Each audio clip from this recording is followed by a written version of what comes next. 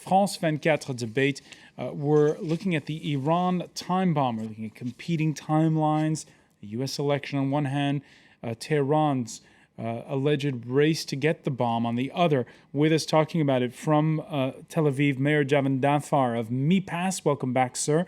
Welcome back as well to Rusbeh Parsi of the European Securities Institute for Security Studies. I got it. Thank you. European Douglas Herbert of France 24's International Affairs Desk, and Laurie Dunton of the Truman National Security Project. Welcome back to all of you.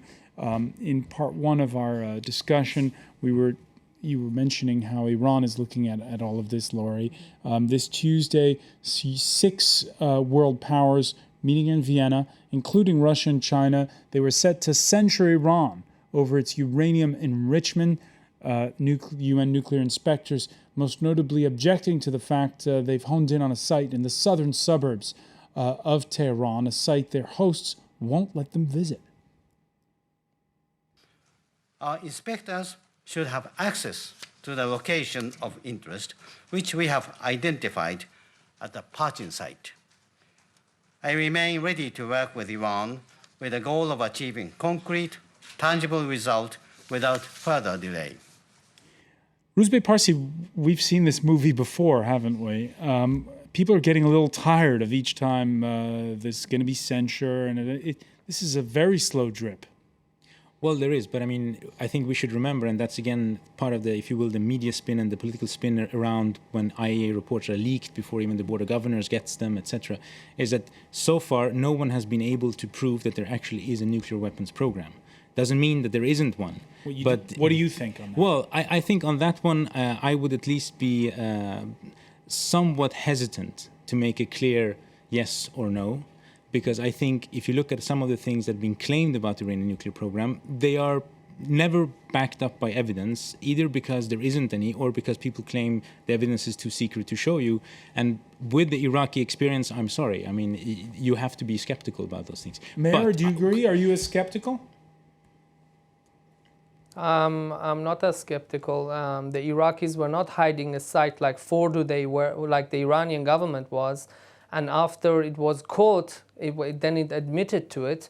We have to remember that when it comes to Fordo, that site under the mountains, the former Secretary General of the IAEA, Mr. Mohammad al-Baradei, said that Iran was definitely operating on the wrong side of the international and the IAEA law. What was the Iranian government doing, creating a secret site under a mountain without telling the IAEA and breaking the IAEA rules? Also, there are other questions which Iran has refused to answer. Questions regarding the development of a system for a nuclear trigger. Question regarding to a simulation for a nuclear explosion. These are questions that must be answered by the Iranian government, and as long as the Iranian government hides it, I think it's brutally logic to consider that their claims that the nuclear program for the civilian purpose is for civilian purposes only is not to be believed. Rusbeh Parsi? Well, obviously we can have different opinions on this, and there are different assessments to be made depending on what kind of information you're privy to. But I think there's one interesting point that we also have to remember here is, as Mayor pointed out earlier, this is a very expensive program, whatever its purpose is. But that also begs the question, why do they insist on it? And I think even if you were to claim and believe that it is a nuclear weapon that is the ultimate ambition, there are several issues that you have to raise. First of all, they're not dashing for one, obviously, because they've had this program for years and years and years. It is not moving at a constant speed. So obviously, it's not as if the ultimate aim is something that they need to reach anytime soon. And thirdly, they obviously have a threat perception of the outside world that makes it worth the while and the money and the cost. So I think from their perspective, it's a question of sound defensive policy if a bomb at some point is the idea. But I think what they're probably aiming for is the threshold status. That basically kind of Israeli ambivalence on not having a device in your hand, but being able to put one together very quickly. What usually is referred to as the Japanese option. I'd probably argue that, and when you say they are aiming for, I mean, it's really within the leadership, I think, and the political sort of factions within the leadership here, whether it's a supreme leader versus the president. Because, I mean, it seems the Iranian public right now, the number one, their foremost concern really is their lives are tough right now. The economy is really in the dumps, to put it mildly. I don't think that the nuclear program is a thing that most Iranians wake up in the morning, thinking about. And, are we trying to build a bomb or are we not? Yeah, there are probably issues of national pride which can be exploited for political purposes to sort of reinforce the position of certain leaders at certain times. But I don't see it as being the foremost preoccupation of Iranians at this point. And I was just going to make the point earlier also on the issue of, are they trying to make the bomb? Are they not? U.S. intelligence agencies themselves do not think that Iran has actually made a decision yet on whether it wants to build a nuclear weapon. I think it is more like they know it's a good issue to use a little bit as a cudgel against the West. There's a little bit of national pride involved here. They're like, the West certainly has its issues that they use to sort of beat our backs with. Why shouldn't we have our issue, some pedestal to stand on? Mayor Javandafar? Well, in terms of saying it's a national issue, there's a very interesting debate going on right now within the reformist camp in Iran. Mr. Abdullah Nouri, the former interior minister of Mr. Khatami, has called for a referendum on this issue so that the people of Iran have a referendum and decide what is the future of the nuclear program and whether they agree with the government's current stance.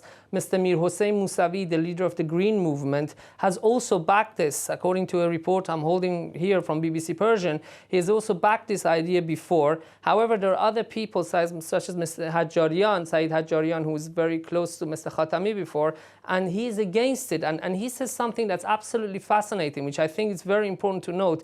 He says that what has the nuclear program got to do with the people of Iran? That they have to vote on its suspension of enrichment. It's not related to the people of Iran.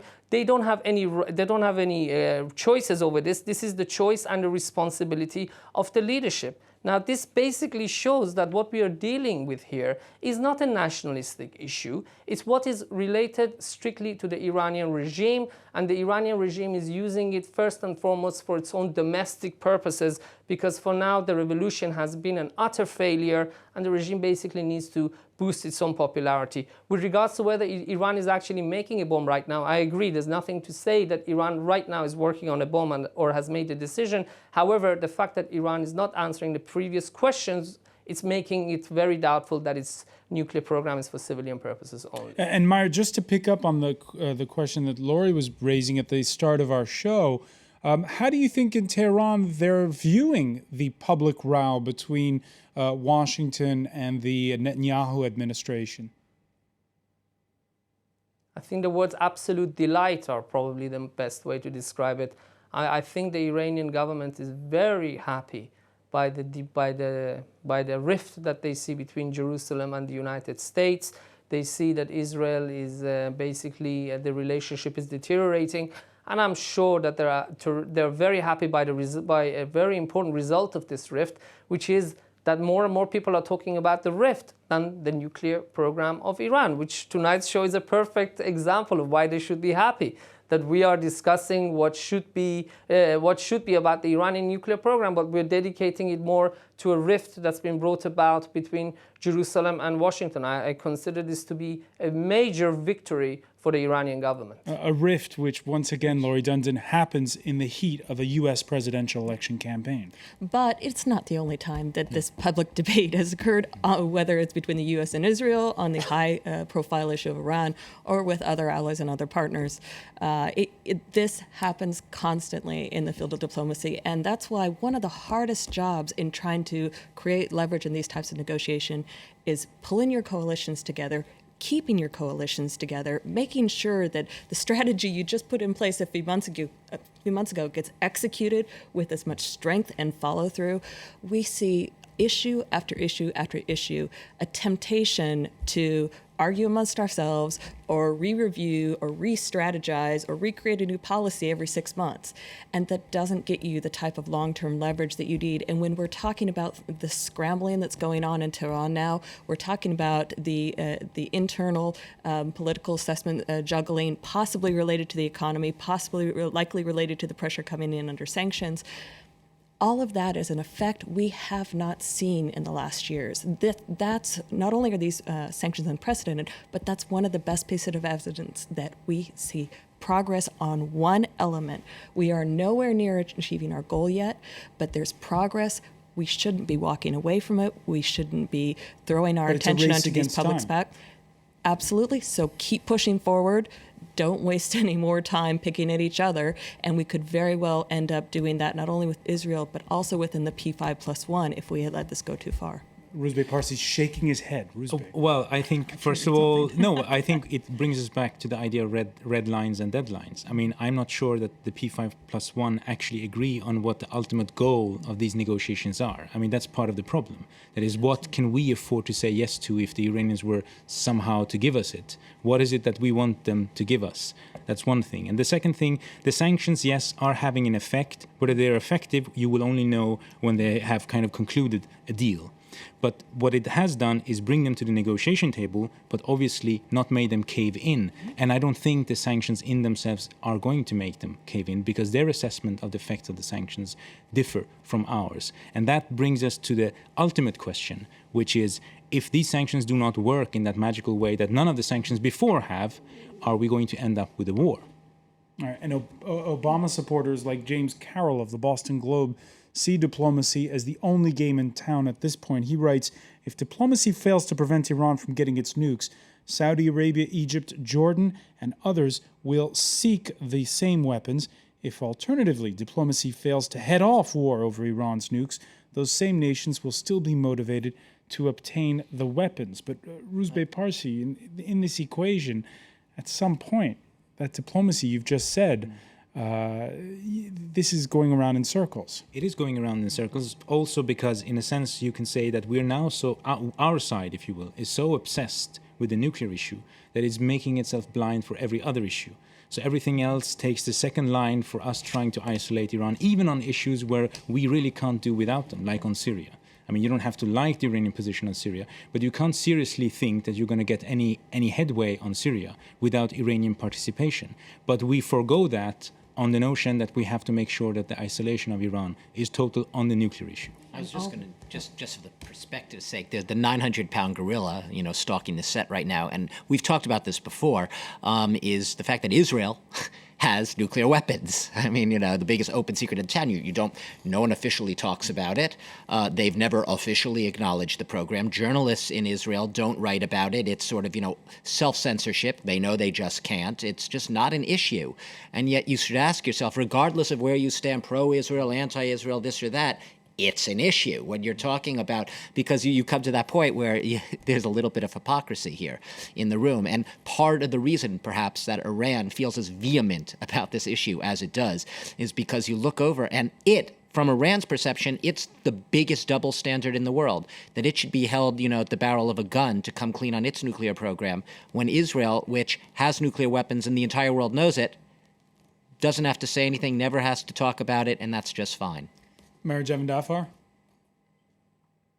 I think that if the Iranian government really is worried about hypocrisy, I think they're probably more worried about the Pakistani bomb than the Israeli nuclear program. The Pakistanis, when they were having that competition with India as to who can have more nuclear experiments at the end of the 90s, the Pakistanis exploded a nuclear bomb, tested one in the Balochistan region of Pakistan, right next to Iran's doorstep. The Iranians requested time and again for the Pakistanis not to do it because it creates seismic-like measured earthquakes, small earthquakes on Iran's eastern border, but the Pakistanis completely ignored it. Yes, there is hypocrisy, absolutely, but I think the Iranians have suffered far more because of the Pakistani issue, considering the fact that Israel has never even acknowledged having a nuclear weapon, never mind threatening Iran with wiping it off and all the other things that we hear from the Iranian government. And Mar, just let me put the question to you bluntly. At this point, with 8 weeks to go in the presidential election,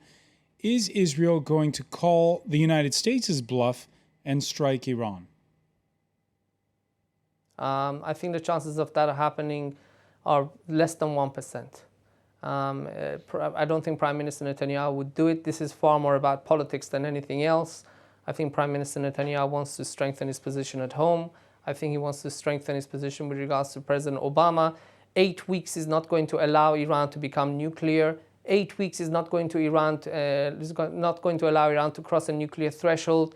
8 weeks is not going to determine the future of the state of Israel, which as we know, is the superpower in this region, something which worryingly some of our politicians forget, sometimes worry whether it's convenient or not for them to do so. But we have to remember that we are the superpower here, that all this apocalyptic talk that the end of Israel is near unless we do something is damaging Israel. I must add that all this war talk right now, François, is deterring investors from investing in the state of Israel.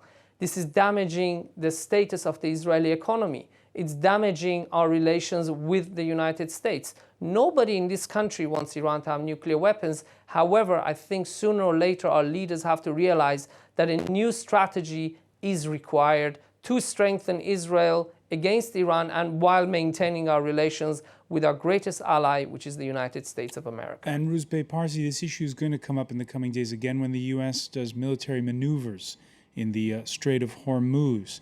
How do you see that unfolding? Well, I think there are two things we have to remember here, which I think are noteworthy for the caution it would require. First of all, you can have war by mistake. I mean, the Persian Gulf is not big, and there's a lot of military hardware floating around there. And there isn't that much contact between the navies, the Iranian and the American, etc. Obviously, they do maintain a professional standing vis-a-vis one another. But, wars have started by mistake before. Secondly, politicians are not rational actors. There's no such thing as rational actors when it comes to any kind of policy making. And politicians make stupid mistakes, and they start things they don't really understand the consequences of.